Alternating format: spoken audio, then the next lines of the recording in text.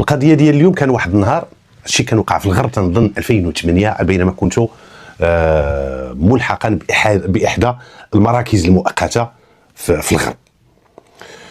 كان واحد لابريغات كانت محاده معنا وتوقعات فيها واحد السرقه ديال رؤوس الاغنام. جاو فراكشيه، كانوا 5 ديال الناس، جاو بواحد الوسيله نقل، غادي يمشيو غادي يجيو وغادي لحقاش هاد الناس هادو باش تعرفوهم فراكشيه راه تيدرسوا البلاصه فين غادي ينفذوا العمليه ديالهم بشكل دقيق، وكيديروا تتبع الحاله ديال داك المكان، شكون اللي كاين، شكون اللي كيخرج، شحال ديال الرجال كاينين، شحال ديال كيجمعوا اكبر عدد ديال المعلومات. وشكون اللي كيوفر لهم هاد المعلومات هادي؟ كيوفرها لهم واحد اللي كيكون ابن الدوار، هو اللي كيسهل لهم المأموريه. جاو كانت واحد الدار في واحد الدوار، هذيك الدار جات معزوله شي شويه، وهذيك الدار فيها واحد السيد هو والزوجه ديالو، الابناء ديالو البنات ديالو كل واحد كبروا، كل واحد تزوج، كل واحد مشى دار حياته، بقى هو ومرته. وهو كتعرفوا الناس ديال الغرب كاين الفلاحه، كاين الكسيبه، كاين هذه، كانت عنده بعض رؤوس ديال الاغنام، وكان عنده واحد الكلب ديال الحراسه كيحرس ليه بالليل. واحد الليله ناعس كيسمع الكلب بانه راه كينبح بواحد الطريقه اللي هي مثيره، لقاش كيعرف مول الدار كيعرف الكلاب ديالو، واش شي واحد دايز حدا الدار. ملي كتنبح الكلاب راه كاين شي حاجه اوتوماتيكيا، كاينه شي حاجه. هذا السيد هذا كيقول ربما شي واحد دايز من الدار، ولكن الكلب بدا كينبح، وكينبح بطريقه اللي تثير الانتباه. واحد الوقيته غادي يسكت هذاك الكلب، ما يبقاش ينبح، ما بقاش كيسمع النبيح ديالو. اش غيدير داك السيد؟ غادي يخرج باش يتفقد الماشيه ديالو، الغنم ديالو، يشوف واش بخير، شكون هذا وفين هذا الكلب اللي كان تينبح بين عشيه وضحاها. سكت. فاش خرج، مجرد ما خرج بدا تيحل الباب بشويه باش ما يثيرش انتباه ديال شي واحد. تم خرج، مجرد ما خرج من سميتو من الباب غادي يلقى 2 من هاد المجرمين كانوا واقفين عساسين عليه تما. مجرد ما خرج غادي يشدوه، بدا كيغوت وكيطلب النجده. الزوجه ديالو سمعته، خرجت كتجري. غادي يشدوهم بجوج، غادي يشلوا الحركات ديالهم وغادي يكتفوهم وغادي يشدوا هذيك رؤوس الاغنام، غادي يديروها في واحد البيكاب وغادي يزيدوا مع الطريق وغيخليو هذوك 2 مكتفين تمايا. تقريبا مع شي 6 7 ديال الصباح كتعلم لابريغاد، كيمشيو كيديروا المعاينه ديالهم وكيسجلوا الشكايه ديالهم.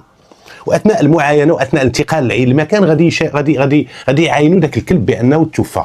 علاش؟ لان هادوك المجرمين عطاوه واحد الطرف ديال اللحم اللي كان فيه السم، كلاه ومات. هذاك الشيء علاش سكت الكلب، ما بقاش كينبح. وهذه طريقه كيتبعوها الفراكشيه باش ما يبقاش داك الكلب يفضحهم. المهم تسجلت الشكايه، هادوك الناس الضحايا داك السيد هو والزوجه ديالو ما دخلوش عندهم للدار، ما هزوا لهم حتى حاجه، مع العلم ان ديك السيده كان عندها الذهب، عندها شي مجوهرات كديرهم في واحد الصندوق خزناه، ولكن الحمد لله ما دخلوش. هما كان عندهم الهدف الوحيد ديالهم والهدف الرئيسي ديالهم هو الغنم، لان التخصص ديالهم هو السرقه ديال رؤوس ديال الاغنام. اكدوا هاد الناس غادي ياكدوا بانهم ما عرفوش هاد المجرمين، لانهم كانوا ملتمين وما قدروش يتعرفوا على الملامح ديال الوجه ديالهم. عطاو العدد ديالهم، عطاو بشكل تقريبي السن ديالهم، قال لك تقريبا غادي تكون بين 35 حتى 40 سنه، وعطاو هذيك السياره اشنا هي بيكاب باش جاو هزوا هذاك الغنم. هذه هي المعطيات والمعلومات اللي صرحوا بها هاد 2 ديال الضحايا، داك السيد هو والزوجه ديالو. رجال الدرك الملكي بعد ما كملوا المعاينات ديالهم غادي يبداو في واحد الحمله تنشيطيه جميع ارجاء ديال المنطقه تما، لعل وعسى يلقاو الاثار ديال هاد الناس باش يتقفي الاثار ديالهم باش يقدروا يوصلوا لهم. غادي يلقاو تما الاثار ديال، لان الارض كانت تريه، واصلا الارض التربه ديال الغرب، لان الغرب باش يعرفوا المشاهدين الكرام بان الغرب كان في الاصل كان مرجع. هذاك الشيء علاش كيوقعوا فيه، خدمت فيه انا، كنعرف الطبيعه ديال المنطقه تما. كطيح شويه ديال الشتاء مع الارض شبعانه، ما تما كانت مرجع اصلا، وديما كتلقى الارض التراب كتلقاها تاريه. كطيح شويه ديال الشتاء كيولي الفيضانات، كيرتفع المنسوب ديال المياه، لان الارض ما عندها فين تدخل اصلا، راه شبعانه ماء. هذا غير للتوضيح. ما كانتش حتى، ولكن بقى الاثر ديال هذيك الوسيله نقل اللي استعملوها هاد المجرمين، بقى الاثر ديالهم غادي في لابيست تخرج من الدوار حتى داروا على اليمين ملي وصلوا للشانطي. ولكن فاش دخلوا للشانطي تما ما غيبقاش الاثر ديالهم، وما يقدروش الدراكيين غير عرفوا الاتجاه اللي خداو. غادي يدوزوا واحد المذكره، واحد الميساج لجميع المراكز ديال الدرك الملكي اللي كاينين تما في المنطقه باش يعلموهم بهذه العمليه هذه، ووفروا لهم المعطيات والمعلومات اللي عنده بان 5 ديال الاشخاص علامات من واحد البيكاب راه سرقوا الغنم وهذا الاتجاه اللي خداو فاش مشاو وهذه باش النقاط ديال المراقبه اللي كيكونوا فيها رجال الدرك الملكي باش يردوا البال باش يشوفوا لعل وعسى يدوزوا عليهم. ولكن للاسف هذه العمليه هذه ما عطاتش شي نتيجه، لان هاد الفرقشي كيكونوا محترفين، كياخذوا الاحتياطات ديالهم باش ما يطيحوش وباش ما يسقطوش في الفخ ديال الاجهزه الامنيه.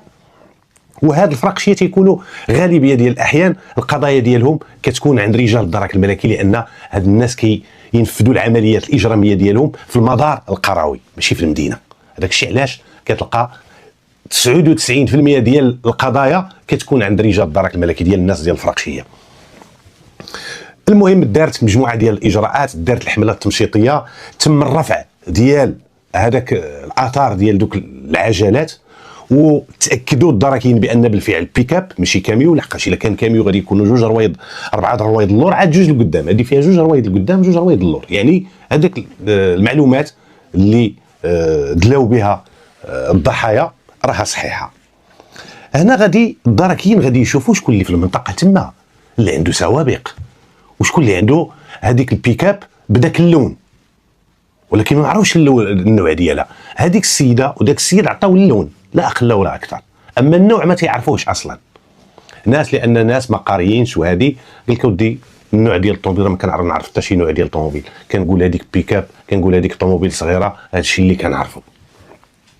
هنا غادي يعمقوا الدركيين التحريات ديالهم، وغادي يستعنوا بجميع المصادر ديال المعلومات ديالهم، لعل وعسى يوصلوا لشي نتيجه اللي تقدر تعاونهم في الفك ديال هذا اللغز محير، لان الناس ما خلاوش موراهم شي اثار اللي يقدر يعاون الدركيين المكلفين بالبحث. دازت الامور، تفتح بحث، تم التعميق ديال البحث، ما كانتش شي نتيجه. غادي تدوز عليها ما تنتذكرش بالضبط يا شهر يا شهر ونص يا هذه، غادي تعاود بحال ديك العمليه ولكن في بلاصه اخرى وفي منطقه النفوذ ديال واحد لابريكاد اخرى حتى هي كتدخل ضمن نفوذ ديال نفس الاقليم. ضربوا في هذا الحكام ديال هاد لابريكاد، مشاو للحكام ديال بريكاد اخرى، حتى نساو رجال الدرك الملكي. قاشوا ما يمكنش تحضي واحد ما تيحضيكش، واحد حاضيك راه ما يمكنش تحضيه. وهاد الناس هادو فاش تيبغيو ينفذوا راه تيدرسوا وتيقراو وتيشوفوا، عندهم مخبرين، راه منظمين بواحد الشكل اللي هو كبير بزاف. شحال من واحد تيعتقد بان هاد العصابات الاجراميه ديال الفرقشيه راه كيجيو كيدرموا وسميتو، الا منظمين ومجرمين بالفطره.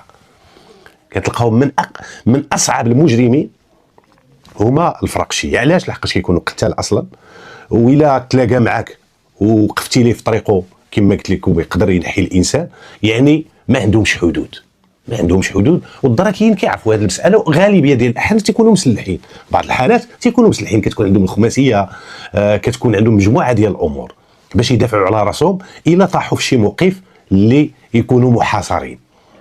غتعاود عمليه اخرى، ولكن هذه المره غتعاود العمليه هذاك السيد الضحيه ما حسش بهم اصلا.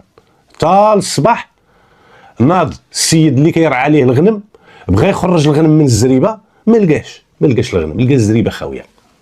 مشى دق على مول الشي، قال لي ودي راه الغنم راه ما لقيتهاش، فين هي الغنم؟ عاد ناضوا تيقلبوا سميتو تما، عاد تاكدوا بان راه داك القطيع ديال الغنم تعرض للسرقه. غادي يتعلم العناصر ديال داك المركز ديال الدرك الملكي اللي كان مختص ترابيا، غادي ينتقلوا لعين المكان كما هو معمول به في جميع الحالات، ينتقلوا لعين المكان باش يباشروا المعاينات ديالهم. واستمعوا، فتحوا بحث بعد الاشعار ديال النيابه العامه بهذه الواقعه. غادي تفتح بحث وغادي يستمعوا لذاك السيد الضحيه وهذاك اللي كيرعى الغنم، هذاك اللي خدام عنده، ذاك الخادم اللي كيرعى عليه الغنم، غادي يستمعوا لهم بجوج. واحد الدوريه مشات كدير واحد الحمله تمشيطيه تما في المنطقه، لعل وعسى يلقاو شي حاجه. ولكن هذه العمليه ديال التمشيط ما عطات حتى شي نتيجه ايجابيه كالعاده، وما كاينش شي خيط اللي يقدروا يتبعوه الدركيين باش يوصلوا للحقيقه. هنا غادي يستمعوا الضحيه وهذاك اللي خدام عنده. هذاك الضحيه قال لك اودي كان ناعس وما سمع حتى شي حاجه حتى نوضوا هذاك الخدام استمعوا ليه الدركيين، استمعوا ليه قال لهم ودي انا اللي مكلف بالرعي ديال هذا القطيع مقابل واحد المبلغ مالي، راه كنجي كل صباح انا اللي كنخرج الغنم. وهو كان ابن ذاك الدوار، تيسكن في ذاك الدوار. واكد بان جا كالعاده كما كيدير كل صباح، جا لقى الزريبه ديال الغنم خاويه ما فيها حتى شي حاجه، وفيق مول الشي علمو. واكد للدركيين بان ما عنده شي معلومات وما عنده شي علاقه بهذه الجريمه ديال السرقه، واكد بان راه قضى الليله ديالو كامله في المنزل ديالو رفقه الابناء ديالو والزوجه ديالو. هنا كما كتعرفوا الدركيين ديما كيشكوا في اي حاجه. هذا السيد ربما يكون حتى هو متورط، لذلك كيتعمق معاه البحث. الدركيين باش يعرفوا الاقوال ديالو بانها ترتكز على اسس حقيقيه وراه كيهضر تيقول الصراحه، غادي يعتمدوا على استعمال الزمان ديالو ديك الليله فين كان، وغادي يحاولوا يستمعوا ليه ويسولوا على الجزئيات اللي كانت وقعت عنده في الدار. انت نعاس باش تعشى، شمن ساعه نعاس، شكون اللي كان حاضر في العشاء، الجزئيات البسيطه باش يشوفوا واش داك السيد كيكذب ولا لا. داكشي اللي داروا استمعوا ليه، غادي يعطيهم الوصف، غادي يوصف لهم هذيك الليله الاخيره اللي وقعت فيها هذه الجريمه كيفاش قضاها، واش من ساعه نعس، والمواضيع فاش تناقش معاه، وشنو كلا وهذه. الدركيين باش يتحققوا من الصحه ديال الاقوال ديالو غادي يمشيو مباشره لعند الزوجه ديالو والابناء ديالو يستمعوا لهم. استمعوا لكل واحد على حده. بعد الاخذ الافادات ديال افراد العائله غادي تبين بان بالفعل داك السيد داك الشيء اللي قال ما تلقى عليه حتى شي حاجه، شي تناقض، وما تلقاش عليه شي كذبه. داك الشيء اللي قال كان مضبوط، واكدوه الافراد ديال العائله ديالو. يعني هذا السيد هذا ما عنده حتى علاقه بهذه الجريمه هذه. انا الدركيين غادي يحاولوا باش يشوفوا هذوك اللي عندهم سوابق عندهم في المنطقه، غادي يستدعيوهم وغادي يستمعوا لهم اي واحد مشكوك في الامر ديالو، وغادي يعتمدوا على استعمال الزمن اللي هو لانه هو الفاصل وهو اللي كيبين لك واش داك السيد كيكذب ولا ما كيكذبش. غادي يستمعوا لمجموعه ديال الاشخاص اللي كانوا يشكلوا، اللي كانت عندهم مجموعه ديال الادانات القضائيه في هذا الميدان ديال السرقه. يستمعوا لهم، اللي جاوا استمعوا ليه تيقول لهم ودي ما عندي علاقه بديك السرقه، وانا كانت كندير داك الشيء ودخلت للحبس، انا راه صلحت السلوك ديالي وصلحت الامور ديالي وصححت المفاهيم ديالي، ما بقيتش كندير هذيك المساله، وهاد الجريمه اللي كتحققوا فيها راه ما عندي معها شي علاقه. هادو هما التصريحات ديال جميع هادوك المشكوك في الامر ديالهم اللي استمعوا لهم الدركيين باش يتاكدوا من الصحه ديال الاقوال ديالهم. غادي يرتكزوا عاوتاني على استعمال الزمن، يرتكزوا استعمال الزمن حتى واحد ما بانت عليه تناقضات. غيدار اتصال بالنيابه العامه، سيتم الاخلاء ديال السبيل ديالهم. دابا تقريبا في ظرف واحد الشهرين واحد الاقليم وقعوا فيه واحد جوج جرائم. كتعرفوا باش نكشف لكم واحد الحقيقه، المسؤولين الكبار ديالنا اعدى حاجه عندهم هي السرقه ديال القطيع ديال الاغنام والسرقه ديال الصيد. المهم السرقه بصفه هامه. علاش؟ السرقه كتولد للمواطن واحد الاحساس بانعدام الامان، لذلك تيكونوا المسؤولين واعيين بهذه المساله هذه. الضرب هذا مع هذا دار داك الشيء جاري به العمل، ولكن فاش كتولي افعال اجراميه تمس الامن والطمانينه ديال الناس، راه المسؤولين ما كيبغيوش، وراه غادي يمارسوا عليك ضغط باش تحاول توصل لشي نتيجه. هذاك الشيء اللي كان واحد الضغط رهيب ديال المسؤولين، واكدوا الجميع المرؤوسين ديالهم بان خص دار دوريات ليليه، وتم الاستدعاء ديال الناس اللي عندهم الكواره ديال الغنم. اي واحد عنده الكواره ديال الغنم عيط قائد المركز مثلا، كل واحد عنده في المنطقه النفوذ ديالو اي جدان ديال شي بريغاد عنده 4 5 تيعيط لهم، خصك دير العساسه وخصك دير المسائل، وهكا التليفون ديال البريغاد، واي حاجه حسيتي بها ماشي هي هذيك ولا سمعتي شي حاجه حاول تعلمنا في الحين.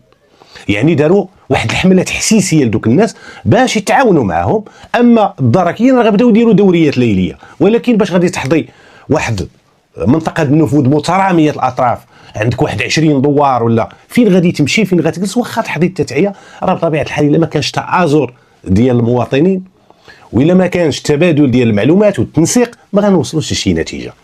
الحمد لله كما قلت لكم كان ضغط ديال المسؤولين وتكتفات الدوريات الليليه بالليل وحبس داكشي. حبس داك الشيء. واحد النهار واحد الدوريه ديال واحد لابريغاد كانت عندهم دوريه ليليه، وكنت انا اعوذ بالله من قلت انا وواحد الدراكي كانت عندنا دوريه ليليه في منطقه النفوذ ديالنا. حتى كنسمعوا في الراديو في اللاسلكي ديال الدرك الملكي، كنسمعوا في الراديو حنايا في السياره ديال المصلحه، كنسمعوا بان واحد الدوريه ديال واحد لابريغاد محاده معنا راه تابعه واحد البيكاب، اللون ديالها كينطبق على اللون ديال هذيك البيكاب اللي اقترفت هذيك الجريمه. وهذوك واش هما اللي اقترفوا الجريمه الاخرى ولا ماشي هما؟ الله اعلم. واش شي مجموعه اخرى، شي عصابه اخرى، ولا نفس العصابه هي اللي كتنشط في ديك المنطقه؟ هذا الشيء ما قدروش يجزموا فيه الدراكيين. الابحاث الا تشدوا هادو هما اللي غادي يقدروا يوضحوا هذه النقطه هذه. حتى كنسمعوا بان راه دخلوا لواحد لابيس بينما كان كيمارسوا المهام ديالهم، تقريبا شي 2 الليل ولا، دخلوا لواحد لابيست كيتسطحوا مع واحد البيكاب خارجه من ديك لابيست. في الاول الدراكيين ما كانوش عارفين بان فيه صحابهم واش شي واحد، بقاش كاينين تما الناس فلاحه كيديو الماشيه ديالهم الاسواق، كاين الناس اللي عنده الفلاحه ديالو كيغدي الغله ديالو يبيعها، كينوضوا الناس بكري وكيمشيو يتسوقوا.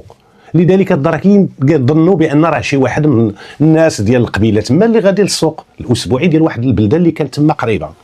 لذلك ما خداوش الاحتياطات الصارمه باش يحاولوا يحاصروا هادو، خلاو الطريق وقفوهم بطريقه لابقه. هادوك ما غاديش يوقفوا، داروا راسهم وهموا الدراكيين بان غادي يوقفوا، غير خواو لهم الطريق، خرجوا واحد 2 كانت غير مسلك ترابي، غير طريق بيست ماشي قدرون، خرجوا واحد 2 روايض على برا، برك عليها الشيفور وزادوا هربوا. غادي يدوروا الدراكيين وغادي يديروا المطارده ديالهم، غيطاردوهم في منطقه النفوذ ديالهم، بقاو تابعينهم، تعلموا الرؤساء الاداريين، كل شيء تعبأ وكل شيء تجند، وخرجوا باقي الدوريات حتى اللي ما كانش خارج وما كانش عنده السيرفيس تمت المنادات عليه. يعني تما غادي كل شيء غادي يتحزم باش غادي تحاول يدار لو بوكلاج هو تحاصر ديك المنطقه باش ما يخرجوش هاد المجرمين من هاد المنطقه هذه. دار لو بوكلاج، انستالاو لي بوست، بقات ديك الدوريه كتبع القائد الاقليمي اللي هو قائد السريه الله يرحمه ويوسع عليه، راه توفى، كان من خيرة الرجال. هاد قائد السريه كان اعطى تعليمات في الراديو لديك الدوريه اللي كانت تابعه، قال لهم تبعوهم واعطوهم اتساع، لان هذوك مجرمين يقدروا يكونوا محملين بالاسلحه، يقدروا يرميو عليكم شي حاجه، يقدروا، المهم غادي تبقاو تابعينهم ومن البعد اعطيوهم واحد المسافه فاصله بيناتكم باش ما يتاذاش شي واحد. هذاك الشيء اللي داروا، تبعوا التعليمات ديال الرئيس ديالنا، او تابعينهم وتيسينياليو هاد الطريق منين دازوا، هاد الطريق منين دازوا، هاد الطريق منين دازوا. واحد الوقيته صافي فقد الاثار ديالهم، فقدوا هذيك الدوريه، فقدات الاثار ديالهم، ما بقاوش عرفوهم منين دازوا. هنا عاوتاني الدراكيين اللي كانوا خارجين كانوا كلهم مسلحين، واحد العزيمه قويه باش يتشدوا هاد الناس. هنا كل شيء حس بخيبه امل. علاش؟ لان وحدين فلتوا لنا من القضاء ديالنا، ولكن ما فقدناش الامل. بقات الدوريات متواصله وداروا دي باراج في الطرقان، وكما قلت لكم كل شيء، جميع العناصر ديال جميع المراكز عفوا تعبئوا. بقينا كندوروا تقريبا حتى شي 7 ديال الصباح. 7 الصباح غتعيط لنا واحد الدوريه اللي كانت من العناصر ديال المركز اللي كنت خدام فيه، عيطوا لنا غيقول لك اودي راه بيكاب في الطريق الفلانيه، واحد الطريق اللي هي غير مصنفه وغير مرقمه، راه تقلبات البيكاب ويمكن هي هذيك اللون ديالها كي دايره هذه. مشينا التحقنا بعين المكان، الرئيس ديالنا القائد الاقليمي جا حتى هو، خلطوا باقي العناصر. ملي وصلنا كنلقاو بالفعل هذيك البيكاب تقلبات نتيجه الافراط في السرعه. السائق ديالها كان تيجري وفقد السيطره على والتحكم في السياقه ديال السياره، وتقلبات هذيك البيكاب. وكانوا وحدين راكبين لقدام وكانوا وحدين راكبين اللور. واحد من هذوك اللي كانوا راكبين اللور فاش تقلبات السياره رماتو، ملي رماتو هي تقلبات عليه وشداتو من رجليه، لقيناه جثه هامده، مات. ملي مات هنا غادي دار محضر ديال حادثه سير مميته، دار تعليمات النيابه العامه. واش هادوك هما اللي كنا تابعين ولا ماشي هما؟ الله اعلم، ما نقدروش نجزموا. درنا المعاينات ديالنا، المسائل ديالنا، تم النقل ديال الجثه فتشناها تما بحضور شاهدين، ما لقينا في الحوزه ديالو حتى شي حاجه. لا ورقه ثبوتيه، يعني الهويه ديالو مجهوله ما معروفش. السياره تقلبات تهزات، درنا تفتيش وسط منها، غادي نلقاو الصم ديال حجرات صمات كبار بحال داك الحجر ديال الواد، لقيناهم عند رجليهم. تقلبات خلاص طاحت شي حاجه وباقي شي حاجه تما. من مور الكوسان لقينا واحد جوج ديال السيوفه، ولقينا اقنعه لي كاغول، الاقنعه باش كيخفيو الملامح ديالهم. ملي لقينا هاد الاسلحه هادي تيقنا بان هذيك المجموعه ديال دوك المجرمين ديال هاد العصابه هما اللي تقلبوا بان هذاك اللي مات راه واحد منهم، ولكن للاسف الهويه ديالو ما كايناش. يعني مازال خصنا نبذلوا مجهود كبير باش نقدروا نوصلوا للهويه ديالو. هنا غيتم الاستعانه في فرقه ديال التشخيص القضائي، وغادي تجي وغادي دير رفع ديال البصمات ديال ديك الجثه. دير رفع ديال البصمات، هذوك البصمات اللي طرفعات غادي تمشي تمشي للمستودع ديال، غتمشي عفوا للجهه المختصه المديريه العامه ديال الامن الوطني باش يكشفوا لنا على الهويه ديال هذاك اللي مات. كما قام العناصر ديال فرقه التشخيص القضائي بالمسح ديال ديك هذيك البيكاب من الداخل من الكابين ديالها باش يهزوا جميع البصمات اللي كاينه تما. بالفعل تم المسح ديال المكان وتم الرفع، تم العثور على مجموعه ديال البصمات، تهزوا دوك البصمات ومشاو حتى هما باش نشوفوا شكون مواليهم، لان هذه هي الخيط الوحيد اللي كان. كاين اللي غادي يقول لي علاش البيكوب الماتريكول ديالها بوانتينه، فتبين انها تحمل صفائح ارقام مزيفه ماشي ديالها. لقينا داك الماتريكول ديال واحد الطوموبيل اخرى، تم الاستدعاء ديال مول داك الماتريكول، المالك الحقيقي ديال ديك السياره اللي عندها داك الماتريكول اتريبيوي. استدعيناه عن طريق واحد المركز كان تيسكن في واحد المدينه بعيده، ما امتثلش في الحين تقريبا شي 4 ايام ولا 5 ايام عاد امتثل. استمعنا ليه، بالفعل تاكد لنا بان عنده سياره تحمل ذاك الرقم، وبان هذاك البلايك ديالو عمرهم تسرقوا ليه. وهذاك البلايك قال لهم راه هادوك راه مشاو طبعوهم عند شي واحد كيصور البلايك عطاوه الماتريكول، اما هو اكد بان ما عمر البلايك ديال السياره ديالو تسرقوا. هذا هو التصريح ديالو، وتاكد بان ما عندوش علاقه بهذا الشيء، وراه هذا الشيء ما في راسوش، وما كيأكد بان ما عندوش شي معلومات ولا شي معطيات اللي تقدر تفيد رجال ديال الدرك الملكي المكلفين بالبحث. غادي يمشي في حالته. هذيك السياره غادي تمشي تحط فسميتو في المحجز. كاين اللي غيقول لي النيميرو تشاسي حتى هو مسحوه، ما خلاوش شي بيس الفيرويه وكاع لي بيس اللي تقدر كاع كلشي اي خيط تقدر تتبعه باش توصل للحقيقه مسحوه حيدوه باش ما تقدرش توصل لهم. ماشي باش قلت لكم هاد الناس القضايا ديالهم كتكون مستعصيه، القضايا ديالهم كتبغي مجهود كبير وكتبغي واحد الحنكه وواحد المهنيه باش تقدر توصل لشي نتيجه، لانهما هاد المجرمين هاد الفرقشيه خطر تيقراو في الحباسات تلقاوهم حباسه، يقراو في الحباسات ويقراو الاساليب اللي كيتبعوها الاجهزه الامنيه قصد الايقاع بهم كيتفاداوها، ما تيديروهاش باش دوك التحريات التقنيه ديالك ما توصلكش لشي نتيجه. يعني عارفين كلشي، داكشي كتعرف انت اللي مكلف بالبحث ودرتي عليه واحد التكوين، هما راه عارفينه. راه شحال من واحد غادي تجيه هاد القضيه هذه غريبه، ولكن هذه هي الحقيقه، تيعرفوا كل صغيره وكبيره. المهم ديك السياره ما قدرناش نوصلوا للمصدر ديالها، تحجزات ودارت في المحجز ديال ديك الجماعه تحت التصرف ديال العداله. في هذه المرحله اللي وقعت هذه الجريمه كانت البصمات كانت كتعطل وكتاخذ وقت كبير، لان كان نقص في الموارد البشريه، نقص في الوسائل، نقص في الامكانيات، كاينه مجموعه ديال العوامل. تقريبا شي شهر وزياده عاد جاوبونا. هذوك البصمات اللي طرفعت كامله تعرفات فيهم البصمه ديال هذاك الجثه اللي مات، هذاك الضحيه اللي مات، وتعرفات واحد البصمه ديال واحد اخر. اما البصمات الاخرى ما عطاتش شي نتيجه. علاش؟ لانها ما كانتش قابله للاستثمار، كانت انكسبلواتابل، ما تقدرش تستثمرها. علاش؟ قاسها شي حاجه ولا ما عطاتكش شي نتيجه. جوج اللي عطاو النتيجه، هذاك اللي مات وواحد البصمات تلقات تما كانت واضحه تعرف مولاها، او ما جوج دابا معروفين. غير هذاك اللي تلقات البصمه ديالو اللي دخل تما واش عنده علاقه ولا غير ركب معاهم وبقات البصمه ديالو تما. الابحاث اللي غتكشف هذا الشيء مادام انكشفت الهويه ديالو غادي نجيبوه وغادي نشوفوا اش غيجاوبنا. داك الشيء اللي درنا. هادو كان تيسكنوا غير في المنطقه تما، وكان تيسكنوا في واحد المنطقه النفوذ ديال واحد لابريغاد اخرى.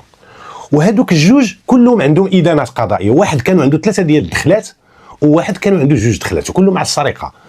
وواحد فيهم هذاك اللي مات كانت عنده واحد الدخله على السرقه ديال رؤوس الاغنام، ودوز فيها 4 سنين اللي دوز فيها. يعني هادو ملي انكشفات هاد المعطيات تاكدنا بان هذيك العصابه الاجراميه اللي كانت ارتكبت هذوك الافعال الاجراميه غتكون هي هذه، العناصر ديالها هما هادو. غادي نتواصلوا مع المركز ديال ديك المنطقه اللي كيسكنوا فيها هاد الجوج، وغادي نسقوا معاهم، غادي ياكدوا لنا بان هذاك اللي كنقلبوا عليه، هذاك خلاص اللي مات، راه تعلمات العائله ديالو باش تجي تهزو باش يتدفن.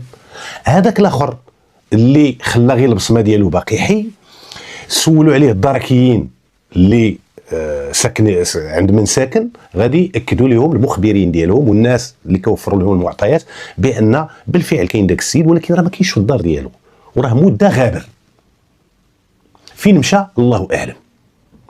قد دار تحريات بين اوساط الدوار تما والساكنه، وحاولوا الدركين باش يجمعوا اكبر عدد ديال المعلومات. خلاص ديك العائله ديال داك السيد جاو داوه تسلموه، داوه يدفنوه. ملي داوه الدركين بقاو تيسولوا على الاخر، ما بقاش الاثار ديالو، ولكن بفضل مجموعه ديال المواطنين ذوي النيات الحسنه غادي يوصلوا الدركين ديال ديك لابريكاد لواحد المعلومه بان هذا اللي تلقات البصمه ديالو بانه راه عنده مرض، ولكن الدركين عرفوا بان ماشي مريض، بان تصاب في ديك الحادثه سير وما قدرش يمشي للسبيطار. لان حنا مثلا فاش مشينا لديك حادثه سير واحد الاجراء درناه، راه تواصلنا مع جميع المستشفيات اللي كاين في المنطقه تما ديال الاقليم وديال البلدات، واش جا عندكم شي واحد الا جا شي واحد يداوى وهذه وقعت ليه كسيده خصكم تشدوه وتعلمونا باش نجيو نعرفوه. هكما راه من هاد المجموعه اللي كنقلبوا عليها، ولكن ما مشاوش. فين كان عند نسيبته، كان ناعس عند نسيبته وقال لنا بانه مريض، وما عرفوش بان راه داير كسيده، ولكن حنا كنعرفوا بان داير كسيده. دوك المواطنين ما عارفينش. ملي تعرف المكان ديال التواجد ديالو غادي ننتقلوا لعين المكان. كونا واحد 3 ديال المجموعات ومشينا حاصرنا ديك الدار، تقريبا مشينا ليه مع شي 8 الصباح ولا دقينا. خرجت عندنا امراه مسنه تكون عندها تقريبا كدا 70 حتى 80 سنه. السلام عليكم. السلام. دخلوا تفطروا. لا الوالده الله يجازيك بخير، فلان اش كيجيك؟ قالت لك اودي نسيبي مزوج بنتي. فين هو؟ قالت لك اودي راه عندي هنايا. وعلاش ما مالو؟ قالت لك اودي راه تهرس من واحد اليد، وراه جبنا ليه داك الجبار اللي كيجبر، يعني الدواء بطريقه تقليديه، ما قدرش يمشي للسبيطار. راه تهرس وراه هنايا جالس عندي، وعنده شي ضلوع ديالو تهرسوا، والضلوع ما كيتجبروش، الضلوع كيتجمعوا الرسوم، ما كدار لهم شي حاجه. اما الجميره كانت مديوره ليه غير في اليد، وكانت عنده جروح بدات كتندمل وبدات كتبرى، خصوصا واحد الجرح كان عنده على مستوى الجبين ديالو، على الجبهه ديالو جرح كبير. هنا غادي ندخلوا غادي نلقاوه راه متكي ناعس، فيقناه بكل احترام. السلام عليكم، لان خصك تراعي من باب الانسانيه، تراعي بان راه مريض. السلام لاكارت ديالك؟ ما عنديش لاكارت. مجرد ما شافنا فاق، شافنا وقف ما عرف باش تبلى. قلنا ليه لا باش شويه، قال لك اودي راه باقيين غير شي ضلوع اللي كيضروني، وانا راه تهرس. فين وقع لك هادشي؟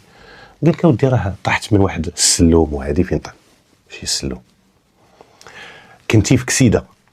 ها فين وقعت الكسيده، وها النهار فاش وقعت الكسيده، وها البيكوب، وهذا هو راه مات فيها فلان، وفلان صاحبك ما كتفرقش انت وياه، ما طحتيش من السلوم.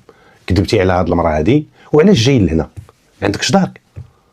قالوش ما عندكش دارك، راه عندك الزوجه ديالك وعندك ابناء صغار، علاش ما تجلسش في دارك؟ ولكن عارفه شنو داير، وحاولتي تمشي لواحد البلاصه اللي ما يلقاكش فيها شي واحد حتى تستقر الاوضاع وتعرف واش بان راه ما نكشفش الامر ديالكم. دابا راه عرفنا كل شيء. قال لك شوف، انا راجل وكندير شي حاجه كنقد بها، انا غنقول لكم كل شيء، انا راه ما تلقاوش معايا مشكل. يلاه زيد. ديناه وصلنا لابرياد، غادي نفتحوا معاه بحث. تعلمت النيابه العامه بهذه المستجدات، غادي نفتحوا معاه بحث. عاود لينا، قال لك غنعاود لكم كل شيء.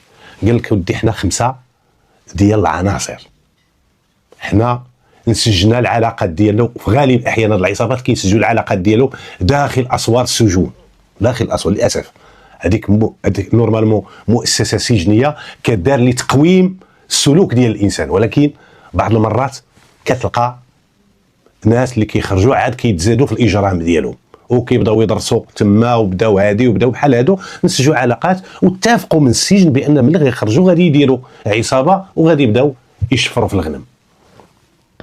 قال لك خرجنا، قال لك خرج الاول، خرج الثاني، خرج الثالث، قال لك المهم جلسنا بخير وعلى خير. قال لك حتى ارتحينا من السجن. قال لك في واحد النهار قررنا باش ندوزو سميتو التطبيق ديال العمليات ديالنا.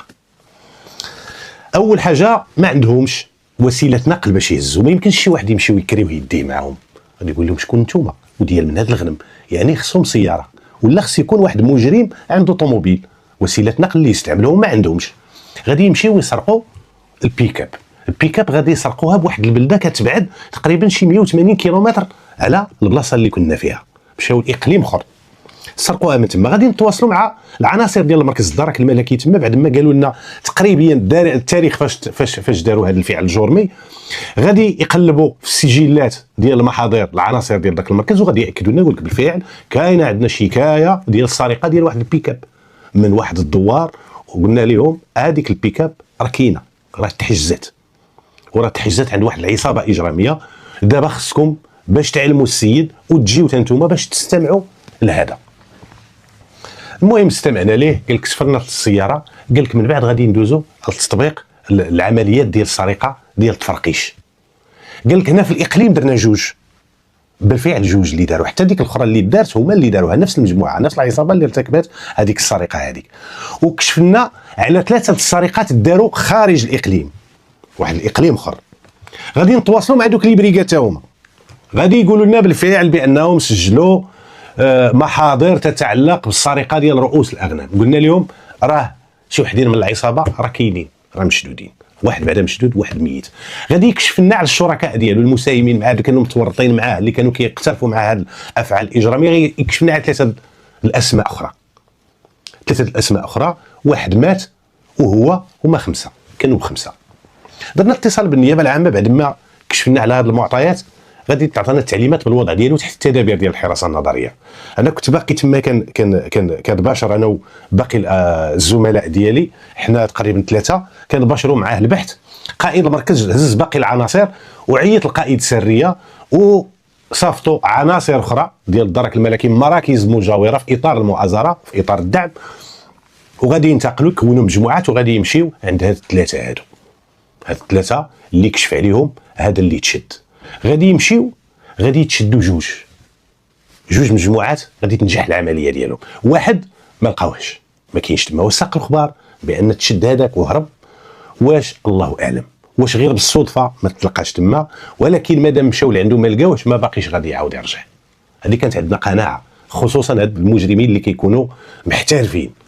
هادو الا مشيتي عنده الدار ما لقيتيش غير هز راسو صافي. الا ما تشدش في شي بلاصه ولا ما غاديش تشدوا. واحد مشى، جوج تشدوا جابوهم. غادي نفرقوهم كل واحد فين غادي يتحط وغنباشروا معاهم البحث بحال الاول. الاخر دار تحت التدابير ديال الحراسه النظريه. هادو في الاول كانوا بغاو ينكروا. وحاجه اخرى لقينا عندهم اثار ديال الجروح تصابوا بها على اثر حادثه سير. هذيك الجروح كتاكد بانهم كانوا حاضرين ليله حادثه السير. هنا غادي يتواجهوا بهذه المعطيات. في الاول غادي يطلعوا للجبل، غادي ينكروا جمله وتفصيله اي علاقه عندهم بهذه النازلات وهذه القضايا. او دير راه صاحبكم قال لك الا قال صاحبنا يتحمل مسؤوليته، حنا ما كناش معاه. غدار المواجهه وغادي بطبيعه الحال اثناء المواجهه غادي يلقاو راسهم مجبرين على الاعتراف. وغادي نسولوهم هذيك الغنم فين كتديوها، فين هي؟ لحقاش باش ما نغفلش واحد النقطه، راه درنا تفتيش في المنازل ديالهم كاملين. وعند هذاك اللي كان عند نسيبته كان جالس عند هذاك اللي كان مهرس اللي جبنا الاول، حتى هو درنا تفتيش في الدار ديالو، تفتيش في الدار ديال النسيبه ديالو اللي لقيناها عندها. وحتى الاخرين الجوج اللي تشدوا دار عندهم التفتيش ما تلقى عندهم حتى حاجه في الدور ديالو. هذاك اللي هرب جابوا الدركيين المجموعه اللي مشاو عنده، جابوا الهويه ديالو ودخلوا داروا التفتيش في الدار ديالو ما لقاو حتى حاجه. هذاك الاول في الاول قال لك اودي ما كاينش سميتو واحد. هذاك اللي تشد الاول واللي لقيناه مهرس كان ناعس في الدار عند نسيبته، هذاك هو اللي غادي يعترف على كل شيء. اما الاخرين بقاو هادي. قال لك اودي واش كتعرفوا واحد الستاسيون راه فيها الشوايه، فين كاينه في منطقه النفوذ ديال واحد لابريكات. قال لك اودي هذاك هو اللي كان مولوه حنا اللي كنديو داكشي اللي تسرق كنديوه ليه، وراه عنده كوري تمايا راه كيخزن الغنم وراه كيذبح وتيخرج بلا ما يدوز، بلا ما يخضع هذاك اللحم، بلا ما يخضع للمسطره ديال المراقبه ديال الطبيب البيطري. يعني كيذبح بطريقه سريه، الذبيحه السريه، وكيعرض ديك اللحوم للناس الزوار ديك المشوات كياكلوا واحد اللحم غير خاضع للرقابه. واش مزيان واش ما مزيانش ما سوقوش، هو سوقو غير يدخل الفلوس. مشينا انتقلنا لعند هذاك، والاخر اللي هرب درنا ليه مذكرات بحث. انتقلنا لعنده، باللي انتقلنا لعنده لقيناه في المحل ديالو، كانوا عنده خدامه هو سميتو فينا هو مول الشي. قال لك اودي راه هنا، لقيناه في لاكيس. السلام عليكم. السلام، لاكارت ديالك اش حب الخاطره الشيفان تغداو ديروا؟ لا ما مغديينش، الله يقوي خيرك، عطينا غير لاكارت ديالك. عطانا لاكارت، تاكدنا بانه الشخص نفسه موضوع البحث ديالنا، وكانوا العناصر معنا ديال المركز الترابي المختص ترابيا كانوا مشاو معنا في اطار المؤازره. قلنا ليه من مور هاد فين كاين المشوات ديالك كاين عندك شي كوري تما؟ قال لك واه كاين. اش فيه؟ قال لك فيه الغنم اللي كنشري وكنجيبها. كتشريها شريف، هذيك الغنم كتسرق. دخلنا بعد الحصول على الاذن ديالو، فتحنا القفل، دخلنا غادي نلقاو 27 راس، 27 راس اللي لقينا تما ديال رؤوس الاغنام. حجزناها وكانت هذيك الرشمه اللي كيديروا لك السبه مختلفه، يعني ماشي ديال واحد. هذاك الغنم ديال مجموعه ديال الاشخاص. غادي نحجزوا داك الغنم، وغادي باش نهزوها من تما حتى لواحد البلاصه خصنا وسيله نقل. تواصلنا مع النيابه العامه، بطبيعه الحال الاساتذه ديال النيابه العامه، قضاه النيابه العامه كيسهلوا لك المسطره. المسائل المسطريه الا كان عندك شي تعقيد ولا كتلقاهم في جنبك راه غيسهلوا. قلنا للمدير ما لقيناش مسائل، قال لك غادي ديروا عليهم حارس قضائي. كتشوف واحد من الاعيان ديال البلاد تما، كتعطيه ديك الغنم، كتحسبها عليه، كتصورها، كدير له واحد كل تصاور ديالها كيفاش مرشومه كيفاش هذه، وعطيناها ليه واستمعنا ليه وحملناه المسؤوليه ديالو. قلنا له انت دابا حارس قضائي على هذا الغنم، تبغيها المحكمه تديها من عندك، والمصاريف باش عرفتيها وسميتو راه هذاك الشيء خلاص بطبيعه الحال غادي تعوض فيه. راه ملي تلقاو ماليهم راه خصهم يخلصوا داك الشيء. هنا غادي تعلموا دوك المراكز اللي تقترفت عندهم هذيك الجرائم كامله، 3 في 2 هي 5 ديال الجرائم، عاد زيد الجريمه ديال السرقه ديال السياره. جاو هذوك لي بريغاد كاملين جاو كيستمعوا ليهم، اللي استمعوا ليه تيعترف. جات لا بريغاد اللي سجلات الشكايه ديال السرقه ديال ديك البيكاب، وجابوا معاهم مول الشي مولها، حتى هما استمعوا لهاد الثلاثه هادو، استمعوا ليهم. الاخر اللي كان هارب عطيناهم الهويه ديالو، داروا ليه الرشاش لحقاش كانوا ب5 داخلين، وواحد خلاص راه وافاته المنيه منه المولاه اللي خلقوا هذا كيمشي يتحاسب عند الله. المهم تم تفكيك ديال هذه الشبكه، وتم انجاح مجموعه ديال القضايا اللي كانت مسجله ضد مجهولين. هذاك الرعب اللي كان في المنطقه الحمد لله، والناس استحسنوا هاد المجهود هذا وشكرونا على المجهودات ديالنا. شيء طبيعي، الانسان عنده رزقه وعنده سميتو وتيبقى بايت بخلوع يديوه ليه، لحقاش هاد العصابه هذه كانت احدثت الرعب في السكان ديال المنطقه تما، ولا كلشي خايف، ولا كل اللي عنده شي غنم تيبات يعسس عليها، لانهم روعوا المنطقه. هو كشف الامر ديالو الحمد لله، وتشدوا كاملين، داروا لهم المساطير، دار اتمام البحث في جميع القضايا اللي كانت مسجله ديال المجهولين. عيطوا لنا المسؤولين، القائد الجهوي شكرنا بحراره، وشكرنا على المجهودات ديالنا وعلى الحنكه ديالنا وعلى المهنيه ديالنا، والحمد لله دازت الامور بخير. شكرونا السكان اللي ولاو حسوا بالطمانينه وحسوا بالامان، ولاو ما بقاتش عندهم شي حاجه اللي تشغل البال ديالهم، بالخصوص القطيع ديال الاغنام كل واحد شنو عنده. الحمد لله الله اللي غادي يخلصنا على هذه المساله، الحمد لله بفضل الله سبحانه وتعالى، وبفضل المجهودات الجباره ديالنا، وبفضل المتعاونين اللي وفروا لنا المعطيات، قدرنا نفككوا هذه الشبكه هذه. هذاك السيد اللي تفرط ليه ديك السياره غادي تحط تما، ما تسلمتش ليه لحقاش كانت تمسح ليها نيميرو تشاسي، كانت اجراءات اخرى، خصو يمشي لا ميزون منين خرجت ديك الطوموبيل وشلا مسطره دارت ليه، بعد تسلمت ليه ديك سميتو. هاد الثلاثه دارت لهم واحد المسطره على حقها وطريقها، عاد زيد المساطير ديال دوك المراكز اللي جاو استمعوا لهم، يعني قفه ديال المساطير باش مشاو. غيتقدموا امام انظار السيد الوكيل العام. استنطقوا السيد الوكيل العام غادي يعترفوا جمله وتفصيلا بجميع الافعال الاجراميه المنسوبه اليهم، بناء عليه غدار الاحاله ديالهم على قاضي التحقيق. قاضي التحقيق يصنتقهم غير ياكدوا الاعترافات ديالهم المضمنه في محاضر ديال الضابطه القضائيه بناء على الملتمس ديال النيابه العامه، وبناء على الاعترافات ديال هاد المجرمين غيدير لهم قاضي التحقيق الايداع في السجن قيد التحقيق. بخصوص ديك الغنم، هادوك الضحايا جاو، ولكن ديك الغنم اللي كانت سرقات ماشي من المنطقه عندنا، كانت من ديك واحد الاقليم اخر. كانوا داروا 3 السرقات، واحد جوج منهم هو اللي تلقى الغنم ديالهم تما. خلاص بعد ما تعرفوا على الاغنام ديالهم بالاذن ديال النيابه العامه تسلم لهم داكشي تلقى، اما داكشي اللي تسرق الاخر. اما الاخر حتى هو هذاك مشتري اللي عنده اخفاء ديال المسروق اللي شراه باش ما نغفلوش، حتى هو هذاك حتى هو دار تحت التدابير ديال الحراسه النظريه. وهذا كيشري واحد الحاجه وعلى علم مسبق بانها متحصله من جنايه ديال السرقه، يعني العقوبه ديالو غتكون قاصحه. حتى هو باش ما نغفلوش دار تحت التدابير ديال الحراسه النظريه وتقدم حتى هو واعترف، ولقاش كان عنده محجوز. شدينا عنده رؤوس اغنام محجوزه، قلنا ليه الا ما كانوش هادو، وقول لنا خويا منين شريتيهم؟ قلنا منين شريتيهم؟ انت ما كتشريش. وقالوا لنا الناس تما ملي درنا تحريات والدراكين داروا تحريات قال لك ما تيشريش. هذاك الشيء اللي كيجيبوا له ديك العصابه هي اللي كيوكل الناس. تعطى امر باش يتسد ذاك المحل ديال ديك المشوات ديالو، تسدات وتشمعات، ما باقيش يخدم. ها هو خرج على طرف ديال الخبز ديالو ومشى للحبس. وكان راجل الملف ديالهم في عده جلسات، وفي الختام كان صدر في حقهم واحد الحكم نهائي حائز لقوه الشيء المقضي به. هذوك 3 تضربوا ب10 سنوات سجنا نافذا كل واحد فيهم، وهذاك اللي عنده اخفاء المسروق تضرب 4 سنوات حبسا نافذا. وبذلك اسدل الستار على هذه النازله. انتم تشوفوا هذا اللي عنده واحد المشيريع خصو يحافظ على السمعه ديالو، خص الانسان يكون عنده ضمير، لحقاش كتشري من عند واحد العصابه الفرقشي، يعني كتشجعهم باش يتماداو في الافعال ديالهم. لحقاش كنقولها ديما، راه الشفار الا ما لقاش اللي يشري من عنده داك الشيء اللي سرق ما باقيش يعاود يسرق، لحقاش شنو هو الهدف ديالو؟ هو تحصيل المال. الا ما باعش داك الشيء ما غيشدش الفلوس، الا ما شريتيش من عندك انت، ما شريتيش عنده، ما شريتش انا وما شراش هذاك وما شراش هذاك، غادي يبقى ليه داك الشيء في يديه، عنده ما يدير به. هو باغي الفلوس، هو الشفاره كيبغيو الفلوس. هذا يعني كان تيشجع الناس وما حافظش على واحد المشاريع ديالو، يحافظ على السمعه ديالو ويحترم الزبناء اللي كيجيو ياكلوا عندهم ويخضع للقانون، واي حاجه ما نبيعها حتى تدوز من المسطره القانونيه وتراقب من طرف الطبيب البيطري. عاد خص الانسان يدير في الاعتبار ديالو الصحه ديال واحد اخر، السلامه الصحيه ديال الانسان. الا ما كنتيش انت كتعطي امك يهمك غير يعني انت انسان متجرد من الانسانيه ديالك.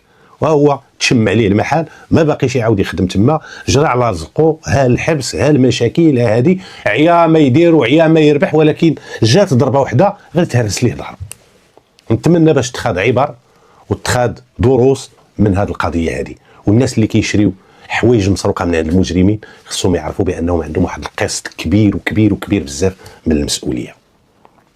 نتمنى نكون توفقت في السرد ديال القضيه ديال اليوم، ونتمنى نكون عند حسن الظن ديالكم. وكالعاده دائما اغتنم الفرصه باش نرحب بالمنخرطين الجدد اللي الله التحقوا بالقناه، وكنقول لهم الف مرحبا بالاحضان بين افراد العائله الكبيره ديالنا. كما لا تفوتني الفرصه باش نشكر جميع الاخوات والاخوان الكرام اللي ما كيدخروا اي جهد في سبيل الدعم ديال القناه. الف شكر للجميع بدون استثناء. ختاما اشكركم على حسن المتابعه، اترككم في حفظ الله ورعايته، الى اللقاء في حلقه قادمه ان شاء الله. وكما وعدتكم ديما يكون التنويع في الحلقات لارضاء جميع الميولات، لحقاش كل واحد والميول ديالو. الحلقه ديال اليوم كتعلق بواحد الشاب، واحد الشاب في مقتبل العمر، تكون عنده 27 28 سنه. واحد النهار تقريبا مع شي 8 ونص 8 و9 ديال الليل، كان فصل الصيف، كان شهر 8 بالضبط. جا وقف السياره ديالو قدام المركز، ودخل الله بريقال في واحد الحاله يرثى لها، الحوايج ديالو مقطعه من الفوق، وكاين اثار ديال العنف على مستوى الوجه ديالو، كاين اثر ديال الكدمات، ودخل في واحد الحاله كما قلت لكم هيستيريه. هذاك الشاب جا الله بريقاد على اساس باش يسجل واحد شكايه مباشره في شان ما تعرض له من اعتداء.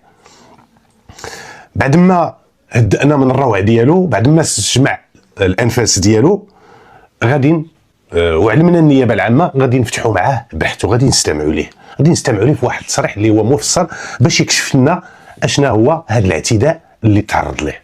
هذا الشاب كيقول بانه من الجاليه المغربيه المقيمه بالخارج، وانه راه في البلاد في المغرب دابا في اطار واحد العطله صيفيه لزياره الاحباب والاقارب ديالو، وبانه كتعجبو الطبيعه، ومادام انه هو ساكن في مدينه، واحد المدينه اللي كانت الاقليم اللي كنا تابعين ليه، قال لك انا كنت مولع بالطبيعه وبسميتو، قال لك درت كاسكروت تقريبا مع شي 6 د العشيه وخرج من دارو، من الدار ديال والديه، لحقاش كان هو مازال اعزب، ومشى مباشره لواحد الغابه اللي كتدخل ضمن منطقه النفوذ ديالنا.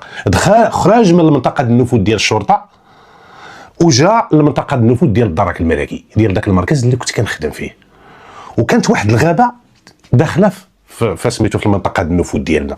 جا لديك الغابه وجلس فيها، اكد بانه جلس ماشي مده طويله، تقريبا واحد 45 دقيقه ولا، حتى كيتفاجئ بواحد جوج ديال الشبان تيأكد بان كيعقل على الملامح ديالهم بشكل جيد، وقفوا عليه. وهذوك الشبان بجوج كانوا مدججين بالاسلحه البيضاء، كانت في الحوزه ديالهم اسلحه بيضاء، كانوا عندهم جناوه. وقفوا عليه، قالك حاول باش غادي يقاومهم، ولكن غادي يعنفوه وغيعتديوا عليه بالعنف، وحاولوا باش يدخلوه سوق راسو، وقالوا لي راه غدير هكا ولا هكا راه غنتعداو عليك، دابا حنا جينا نديو داكشي اللي عندك. قلبوه، كان عنده واحد المبلغ مالي تقريبا شي 3000 درهم، وكان عنده واحد المبلغ بالعمله الصعبه بالاورو، تقريبا تكون عنده الا ما خانتنيش الذاكره شي 5000 درهم، 500 ديال الاورو ولا اللي غتكون عنده، ولا 600 ديال الاورو كانت عنده في السياره ديالو. وداو ليه واحد البورطابل، هادشي اللي وساعه، واحد الساعه، هادشي اللي تسرق ليه بورطابل، واحد المبلغ مالي ديال بالعمله المحليه بالدرهم، وتسرق ليه واحد المبلغ بسميتو بالعمله الصعبه بالاورو، وساعه يدويه. هادشي اللي مشى ليه. وديك الساعه اليدويه قال لك بان غاليه، شراها تقريبا بشي 2500 ولا 3000 درهم باش شراها. اول حاجه بعد ما استمعنا ليه وكشفنا على هذه الامور، واكد بانه راه كان بوحدو جالس كيستمتع بالجمال ديال الطبيعه، حتى كيتفاجئ بهاد الناس. واكد لنا بان هاد الناس هادو باقي عاقل على الملامح ديالهم، ولكن ما كيعرفهمش، ما عندوش معاهم شي معرفه مسبقه. هادو هما التصريحات ديالو، تيأكد بان راه كيرغب في تسجيل ديال الشكايه ديالو في هذا الشان هذا، وكيرغب في المتابعه ديال هاد الناس امام العداله. هنا هاد الشخص هذا وهاد الضحيه ما كشفش لينا على شي نقطه ولا على شي معلومه اللي تقدر تعاوننا في البحث ديالنا. واكد لينا هاد الشخص هذا بان هاد الجوج هادو جاو على موطور على الجو، عطانا الاوصاف ديال داك الموطور. داك الموطور كان اسود اللون، وكان فيه شي زرقاء، وكانت مكتوبه فيه شي حاجه. هادو هما الاوصاف اللي عطانا. هنا ملي استمعنا ليه ما عندناش شي خيط اللي نقدروا نتبعوه الا حاجه وحده، هو الهاتف اللي تسرق ليه. قلنا ليه اش من شريحه داير في داك التليفون، اش من بيس، اش من كارطه. قال لك ديما فاش كنجي عطله راه كنحيد لابيس ديالي ديال المغرب ديال اوروبا، وراه كنشري وحده هنايا، وراه كنديرها وكنستعملها هنا في العطله ديالي. قلنا ليه الرقم ديالها ما عرفوش. قلنا ليه واش ما عندكش الايميل ديال التليفون ديالك، لحقاش اكد لينا بان التليفون يلاه شراه قبل ما يجي. قال لك اودي هذيك لابو البواتي ديالو، ديك لابواط اللي كيدار فيها التليفون فاش شراه جديد، قال لك اودي راه خليتها ليه في الدار ديالي. قال لك وانا حتى تما راه ما عايش بوحدي، عايش انا وواحد الصديق اللي هو ولد بلادو معاشر معاه تما.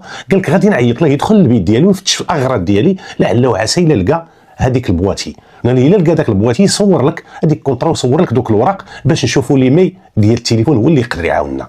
علاش؟ لحقاش ما عندوش هاد لاكارت ما عندوش النمره ديال لابيل، ما عندوش، يعني ما عندناش شي حاجه اللي غادي نقدروا نتبعوا. ومن بعد غادي نرافقوه للمستشفى بعد ما تلقى العلاجات الضروريه، وحصل على واحد الشهاده طبيه كانت فيها 18 يوم، مده العجز 18 يوما. وشدينا عنده العنوان ديالو خلاص راه عندنا، وقلنا لي واش ممكن تعطينا التليفون ديال شي واحد باش نقدروا نتواصلوا معاك. قال لك اودي انا ما حافظت ديال التليفون ديال حتى شي واحد، راه دابا ما عندي حتى شي كونتاكت، ما كنعقلش على النوامر. قال لك راه غادي نمشي للدار وراه غادي ندوز لكم، عطيوني نتوما التليفون غنتواصل معكم، وغنعطيكم التليفون ديال الاخ ديالي، الا احتاجيتوني في شي حاجه تواصلوا معايا عيطوا لي. قلنا ليه مرحبا. مشى وقلنا ليه ما تنساش ديك القضيه ديال الايميل. قال لك واخا مرحبا. مشى. حنا غادي نمشيو باش ما نغفلوش واحد الاجراء كنا درناه قبل ما نسجلوا الشكايه. مجرد ما جا درنا واحد الانتقال لعين المكان باش نشوفوا بعدا ديك البلاصه واش داخله في منطقه النفوذ ديالنا ولا لا، ونشوفوا واش نلقاو تما شي اثار ولا نلقاو شي حاجه اللي تقدر تعاوننا في الفك ديال هذا اللغز هذا. هذه العمليه وهذا الاجراء وهذا الانتقال ما عطاش شي نتيجه ايجابيه وما لقينا والو. تما درنا واش نلقاو الغابه كتعرفوها خاليه من السكان، ما كاينش فيها شي واحد اللي يقدر يكون شاف هذا الاعتداء هذا وحضر لهذه الواقعه هذه ويقدر يعطينا التصريح ديالو. لذلك استمعنا ليه بوحده ومشى في حالته. الغد ليه في الصباح غادي يجي عاوتاني يتقدم لعندنا، غادي يسلم لنا الرقم ديال التليفون ديال الاخ ديالو. قال لك الا احتاجيتوني في شي حاجه فين تعيطوا، وغادي يعطينا لحسن الحظ تواصل مع الصديق ديالو اللي عايش معاه في الخارج ودوز ليه داك الايميل. هذاك الايميل اللي درناه غادي نديروا واحد الاجراء تقني، واحد الخبره تقنيه باش نشوفوا داك التليفون فين هو. هذا الاجراء وهذا الطلب هذا اشرت عليه النيابه العامه واشر عليه احد النواب ديال السيد الوكيل العام لدى محكمه الاستئناف اللي كان مختص ترابيا، لان هذا الفعل الجرمي يرتقي الى درجه جنايه. لقاش كاين تعدد، كاين استعمال وسيله نقل، كاين استعمال اسلحه بيضاء، يعني جنايه، سرقه موصوفه. هنا من اللي عطانا ديك المسائل درنا هذا الاجراء بعد ما تاشر عليه غادي نصيفطوه للجهه المختصه وغادي نتسناو. بعد ما دازت ايام، نقدرش نقول لكم بالضبط 10 ايام 15 يوم، ما عقلتش بالضبط، غادي يجينا النتيجه ديال داك الطلب ديال الخبره اللي درنا، وغادي يكشف لنا هذاك التقرير بان راه هذاك الرقم ديال الهاتف راه كتخدموا واحد الشريحه ها الرقم النداء ديالها، يعني داك التليفون اللي تسرق للضحيه واش هادوك اللي مخدمينه ولا باعوه لشي واحد وراه كيخدموا. هنا بمساعده ديال مصلحه ديال الشرطه القضائيه ديال الدرك الملكي غادي نبقاو على تنسيق اللي هو دائم لعل وعسى نتوصلوا لهذا السيد هذا. بالفعل غادي نتوصلوا لذاك السيد، غنتوصلوا ليه بالفضل المكالمات اللي كان تيجريها.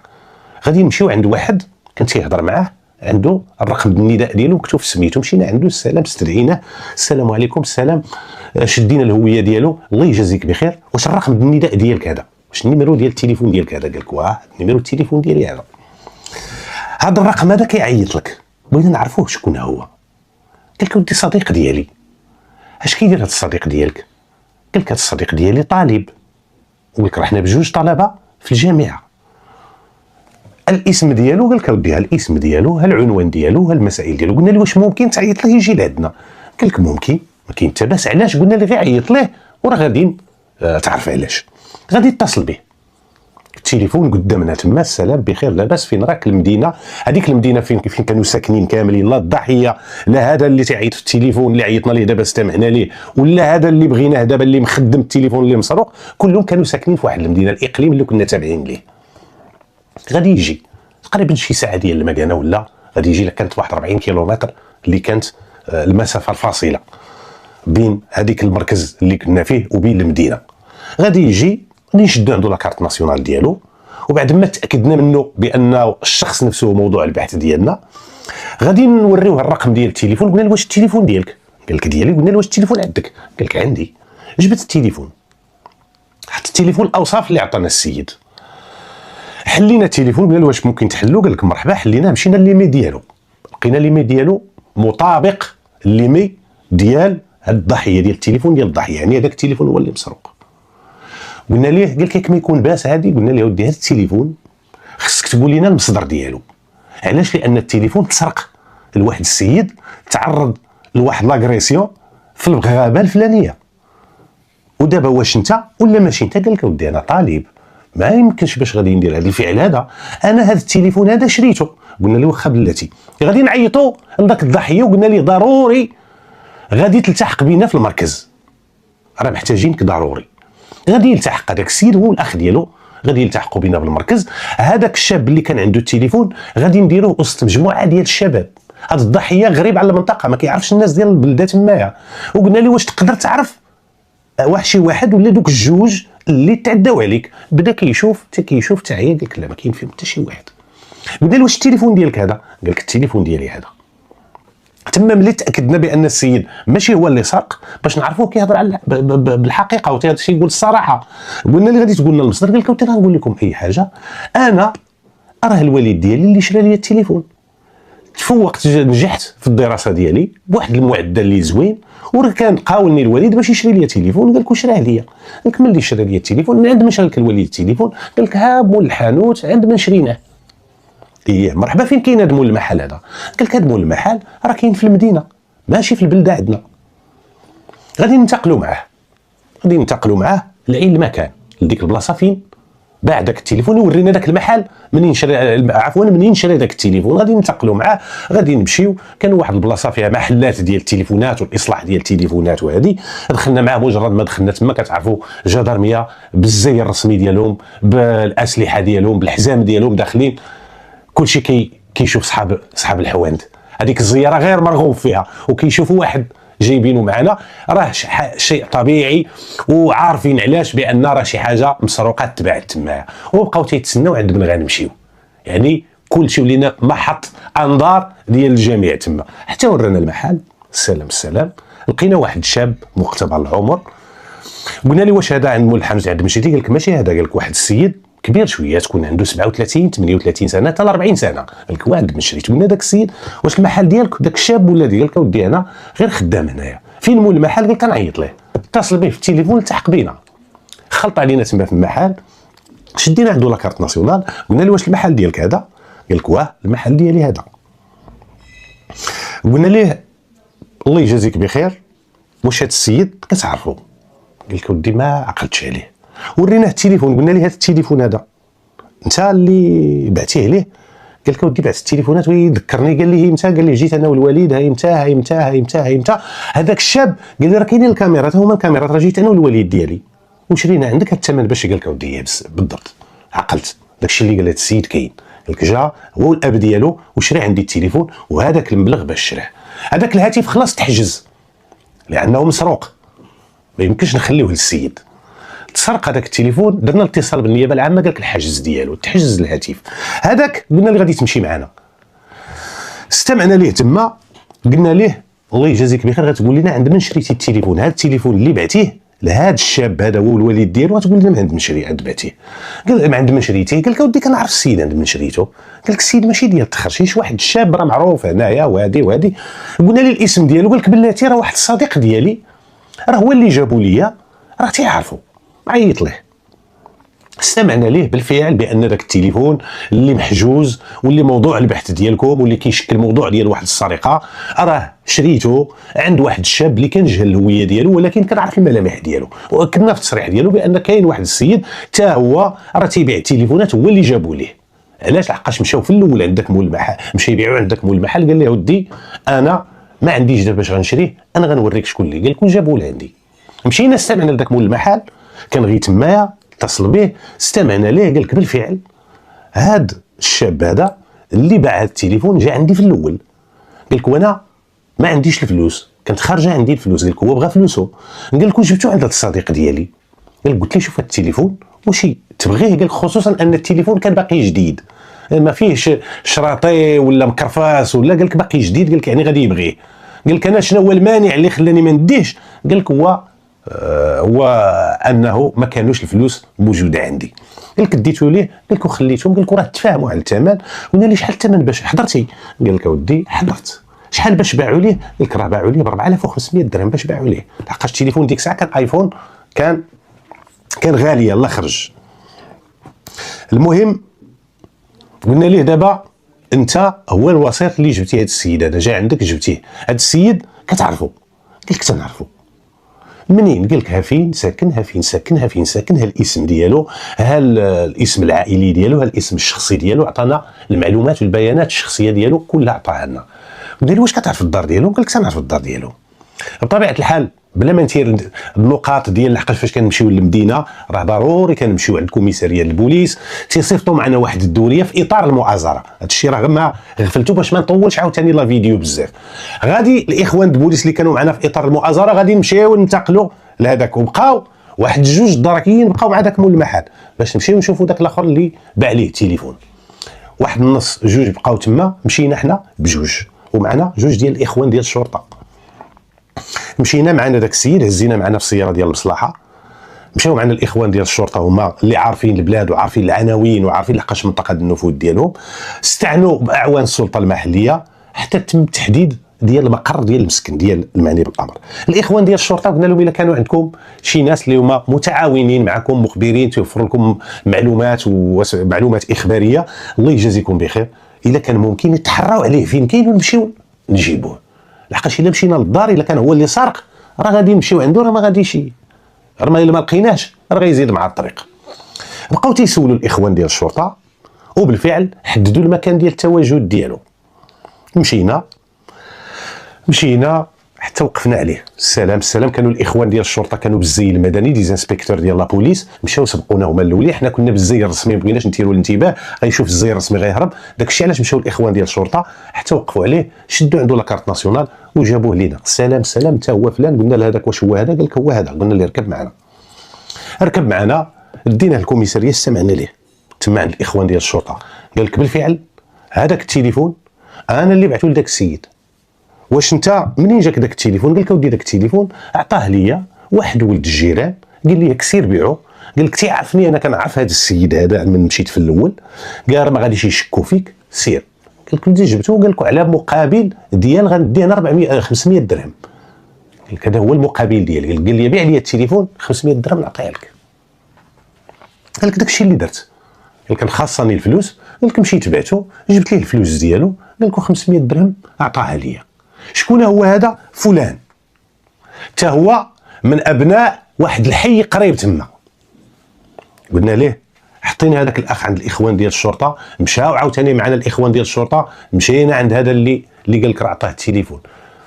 قلبنا عليه ما لقيناش، للاسف ما لقيناش. رجعنا هزيناهم كاملين وجينا الله برياد. جا معنا هذاك اللي كان وسيط مول الحانوت، وجا معنا مول الحانوت اللي شرى التليفون، وجا معنا هذاك اللي شد التليفون عند شي واحد وجا باعو، هذاك اللي دا 500 درهم. يعني ثلاثه الاشخاص اللي جبنا معنا.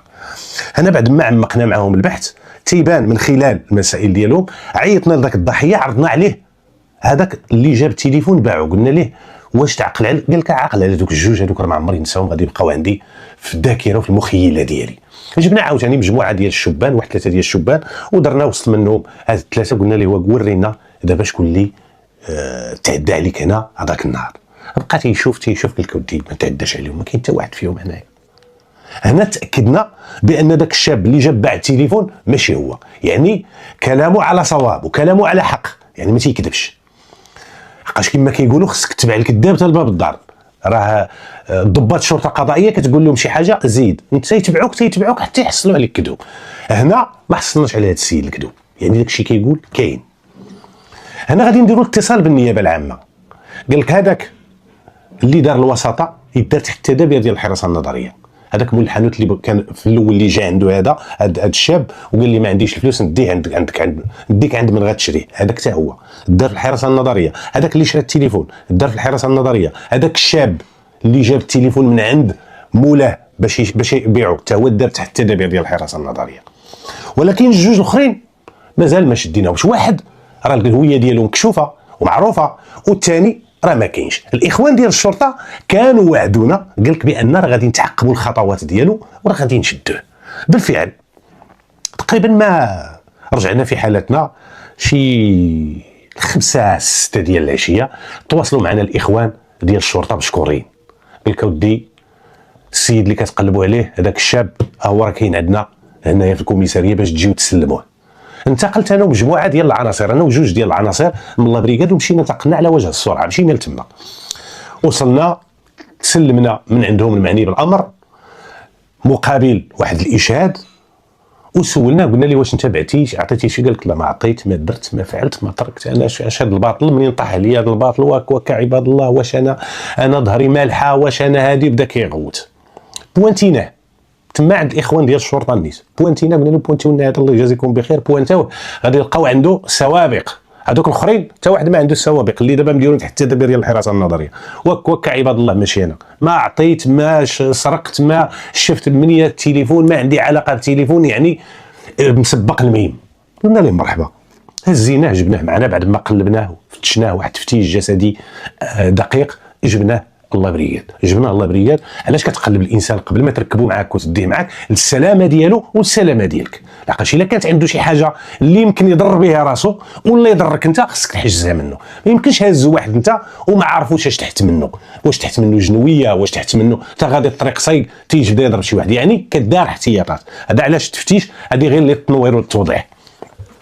هنا غادي نوصلوا لابريغاد، استمعنا ليه في تصريح اولي تيقول لك نون، انا ما عطيت تليفون، ما شفت تليفون، ما عندي تليفون. قابلناه درنا ليه مواجهه مع داك الشاب لما عطى التليفون اللي قال لنا راه هذا هو اللي عطاني التليفون باش نبيعو ليه، درنا معاه مواجهه. هذا متشبت بالاقوال ديالو، لا خرجت هو مخرج في عينيه، قال لي علاش انت دابا بغيتي تلصق فيا، علاش بغيتي دير ليا؟ هذاك الشاب الصغير بغى يردو هو اللي سرق، انت اللي درتي، انت اللي فعلتي، انت اللي تركتي انت، وحنا عارفين هذاك الشاب ما داير والو. علاش؟ لحقاش الاخر الضحيه تيقول لك عاقل على وجههم، لحقاش مازال النهار طالع. فاش وقع هذا الاعتداء هذا والسرقه الموصوفه اللي تعرض لها، كان النهار مازال طالع، قال لك الملامح ديالهم عاقل عليهم، وراه شاف هذا الشاب قال لك ماشي هو. دابا غادي نكونوا مضطرين باش غادي نعيطوا عاوتاني للضحيه، وغادي نعرضوا عليه هذا المعني بالامر وسط مجموعه ديال الشبان، نشوفوا واش غيتعرف عليه ولا لا. عيطنا ليه عاوتاني في ذاك الرقم ديال الهاتف ديال الاخ ديالو، جا التحق بينا الله برياد، بقينا كنتسناوه حتى جا لقانا راه موجدين واحد 4 ديال الشبان، ودرنا وسط منهم هذاك المعني بالامر وعرضناهم عليه. بقى تيشوف تيحقق، مشى بدون تردد ومشى لعند المعني بالامر، قال لك ها هو هذا الثاني ما كاينش هذا. تما عرفناه بان راه تيهضر وعارف ضابط المسائل ديالو، ضابط المعلومات ديالو، بان راه عاقل بالضبط. ولكن دابا بقى ما يتقال، صافي ما بقى ما يتقال، دابا كل شيء عرفناه. ما يمكنش هاد السيد هذا يجي ويجبدك. قلنا درنا ليه هاد العمليه، شتي هذا اللي قلتي راه بغى يرمي عليك البطل اللي مشى باع التليفون، راه عرضناه عليه، قال لك لا ما كاينش هنا. السيد راه واثق من نفسه، عارف اش كيدير وعاقل عليه، تعدى عليه، انت تعديتي عليه.